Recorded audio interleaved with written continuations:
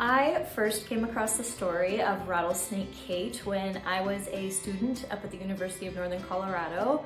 And I found myself browsing through the Greeley History Museum one day.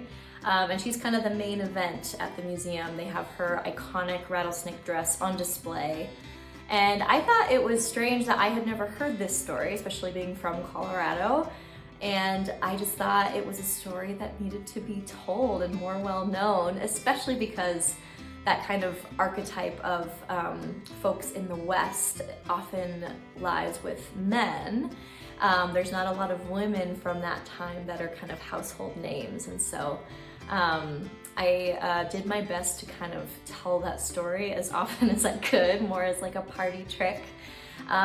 And much later on began writing songs about her, and it started as a bit of a joke that got really out of hand.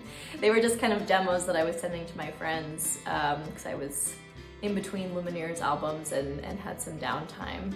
And then found myself kind of unable to stop writing songs about her. And what I found was it was much more about kind of this strange snake encounter that happened to her. Her life was full of kind of obstacles, and she was incredibly resilient and really determined to not back down to anything that came her way. She was very unapologetic about who she was.